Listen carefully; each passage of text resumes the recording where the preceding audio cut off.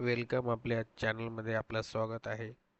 आज आपण फार महत्त्वाचे प्रश्न घेणार आहोत, जे की आपल्याला एक्झाममध्ये फार उपयोगी पडतील.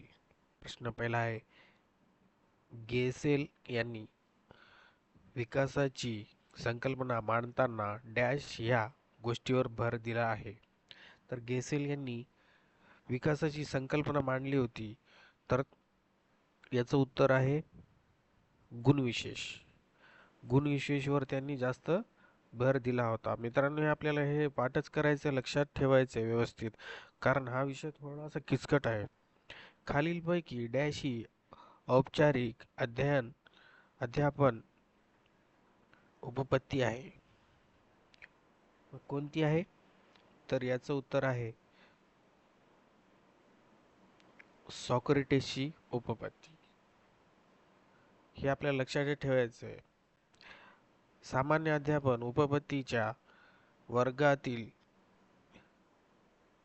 वर्गातील अध्यापनाची ज्ञानात्मक उपपत्तीचा पुरस्कर्ता आहेत. कोण आहे मग? तर याचं उत्तर आहे एन.एल. गेज.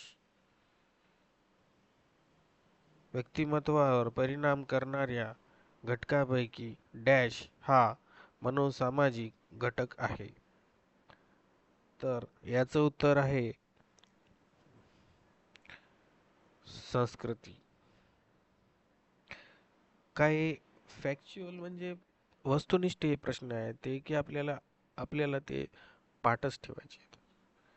स्वयंशिक्षण, स्वातंत्र्य, सहकार्य ही खालीलपैकी कोणत्या आधुनिक शिक्षण पद्धतीची आधारभूत तत्वे आहेत? तर याचं उत्तर आहे डाल्टन पद्धती.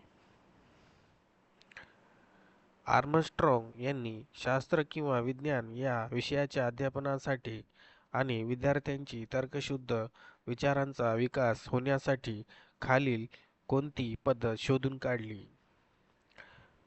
तर याचं उत्तर आहे संशोधन.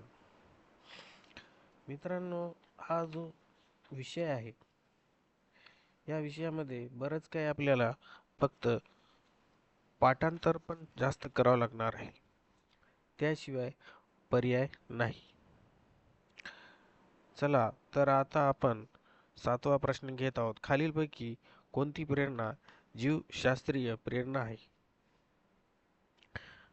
तर याचं उत्तर आहे मातृत्व. शरीररचनेवर आधारित स्थूलदेही, सुदृढ देही, कृशदेही ही व्यक्तिमत्वाचे प्रकार डॅश यांनी मांडले. तर याचं उत्तर आहे क्रेशमर. मित्रांनो, हे फार महत्त्वाचा प्रश्न आहे. आता याच्यानंतर शारीरिक क्रिया, हालचाल, मनात येणारे विचार अध्यापनाचे मूलभूत तत्व म्हणून योग्य नाही. तर हे कोणतं नाही? तर याचं उत्तर आहे समायोजन. एलिझाबेथ हरलोक यांनी विकासाची संकल्पना मांडताना या गोष्टीवर भर दिला आहे. तर एलिझाबेथ हरलोक यांनी विकासाची संकल्पना मांडताना परिपक्वता यावर जास्त भर दिला आहे.